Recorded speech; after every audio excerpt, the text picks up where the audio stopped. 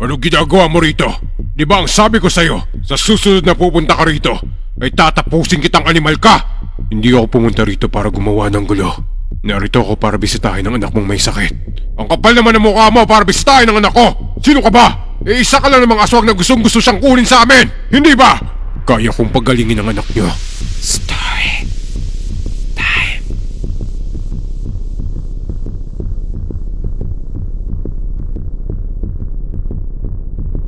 Ako si Adriana. Bata pa lang ako. Madalas nang ikwento sa amin ni Lola ang mga tungkol sa aswang. At meron silang isang karanasan na hindi ko makakalimutan. Dahil sabi niya, meron daw aswang na gustong umampon kay mama nung nasa 12 anyos pa lang to. Nang panahon na to, nakatira sila Lola sa isang baryo sa Negros Occidental. Malaki ang bahay kubo nila Lola at doon sa baba ng sala ng kubo nila ay may duyan kung saan laging natutulog si Lolo para raw mabantayan niya sila Lola at ang mga anak nila. Dahil namang araw na to, talamak daw ang usap-usapan patungkol sa mga aswang na gumagala sa kanilang baryo. 11 ang anak nila Lola at Lolo at si Mama ang pangsyam dito. Sa kanilang magkakapatid raw, si Mama ang pinakasakitin. Pero kahit ganito raw siya, ay sobrang bibo, magalang at mahilig tumulong na bata si Mama. At kaya't marami sa kanilang mga kapitbahay ay gustong gusto siya. Matagal na raw nitong umuugong ang balita patungkol sa mga aswang na nag-iibang anyo, lalo na pag sumasapit na ang dilim. Marami na raw na biktima ang mga aswang na to sa baryo nila. Kaya si Lolo, mas pinili niyang matulog sa may duyan sa sala ng bahay nila para makasiguradong walang aatake kila Lola at lalong-lalo na kay Mama. Dahil gustong-gusto ng mga aswang ang mga taong may sakit. Kaya ganito rin si Lolo magbantay dahil may madalas raw na nagmamanman kay Mama na pinaghihinalaan nilang aswang. Kaya nagdodobli ingat lang sila sa kaligtasan ni Mama. Hanggang isang gabi raw, matapos sila kumain ng hapunan, si Lolo ay pumunta na raw sa duyan para dun magpahinga. Dala-dala niya sa tabi niya ang kanyang pana. Habang si Mama, mga kapatid niya at Lola naman ay pumunta na sa mga higaan nila. Makalipas ang ilang oras, hindi pa malalim ang pagkakatulog ni Lolo nito nang makarinig siya ng mga kaluskos malapit sa kanya. Pero pinili niyang obserbahan o pakinggan muna ang paligid niya at antayin ang paglapit nito bago siya gumawa ng aksyon. Ilang sandali lang daw ay unti-unting lumapit na raw ang kaluskos na to sa bahay nila. Kaya dahan-dahan daw ni Lolong idinilat ang mga mata niya at pagtingin niya kung saan nanggagaling ang ingay, nakita niya ang isang hindi pangkaraniwang baboy ramo na nakasilip daw sa butas ng bahay nila kung saan malapit nakahiga sila Mama. Malaki raw to at ang mga pangil nito ay sobrang laki at sobrang pula rin daw ng mga mata. Kaya dali-daling bumangon si Lolo at kinuha niya kagad ang pana sa tabi niya. Nang mapansin daw siya ng baboy ramo na to, ay agad daw tong tumakbo palayo. Hinabol naman yun ni Lolo dahil sa lakas ng sinag ng buwan ng gabing to at dahil sa hindi pangkaraniwang laki ang baboy ramo na to, ay kitang-kita raw ni Lolo kung saan tumakbo ang baboy na yon.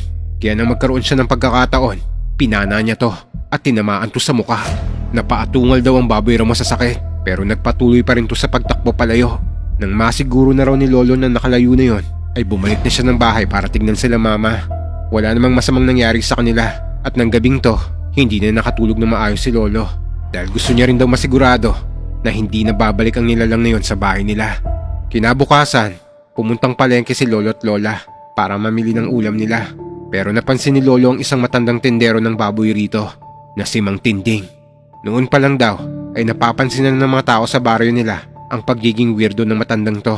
At dahil dito ay iniisip ng iba na isa itong aswang.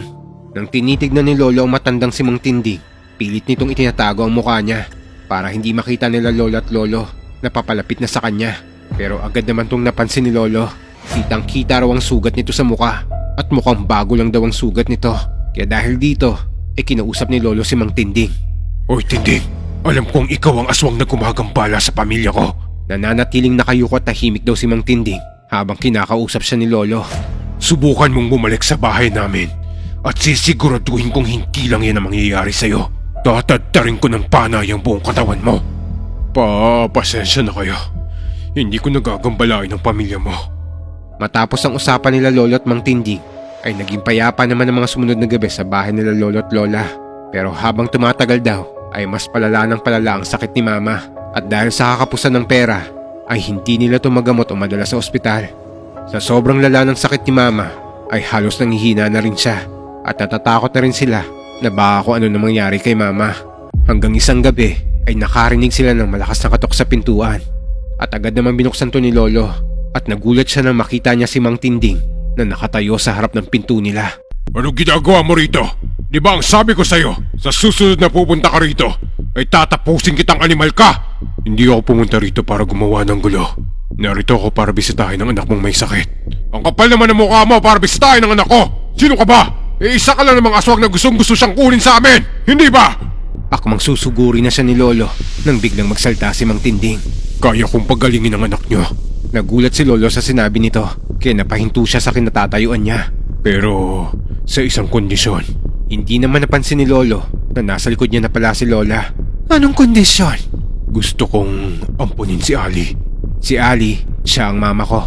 Nagulat sina Lolo at Lola sa sinabi ni Mang Tinding. Ano kami baliw para ipampun sa'yo ang anak ko?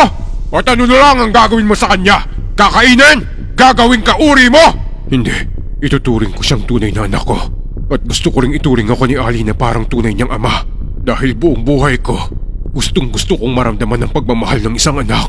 Nagkatinginan sila Lolo at Lola dahil sa kagustuhan nilang gumaling si Mama ay pumayag sila sa kasunduang to. Isang linggo ang lumipas matapos ipagkasundo nila Lolo at Lola si Mama sa isang aswang kapalit ng agarang paggaling niya ay tinupad naman ni Mang Tinding ang sinabi niya na pagagalingin niya si Mama. Hindi alam nila Lola kung paano niya ginawa to dahil matapos mapunta ni Mama kay Mang Tinding ay unti-unting lumalakas ang pangangatawan niya. Kaya dahil dito nakakapasok na rin siya sa eskwelahan. Gaya ng kasunduan, tinawag na rin na tatay ni Mama si Mang Tinding. Sa bahay pa rin nila Lola umuwi si Mama at pagkatapos naman sa eskwelahan ni Mama ay dumadaan siya kay Mang Tinding para dalawin to at sabayang kumain at tulungan din sa mga ginagawa niya. Madalas daw siyang binibigyan nito ng mga biskwit at perang baon niya sa school. Ganito ang naging buhay nila Mama hanggang sa namatay na rin si Mang Tinding. At simula nito ay lumipat na sila Lola dito sa Pangasinan upang magsimula ng bagong buhay nila. Ngayong matanda na si Mama, hindi ko alam pero malakas pa rin siya. Parang hindi napapagod. Kahit kasi matanda na siya, sobrang sipag pa rin niya. Nung nakaraang isang taon, na maalam na sa amin si Lola sa edad na 100 years old. At hanggang ngayon, ay alaala ko pa rin ang kwento niya sa aming to.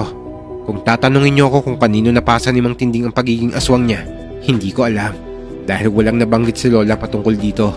At hindi ko rin alam kung anong ginawa ni Mang Tinding para mapagaling lang si Mama.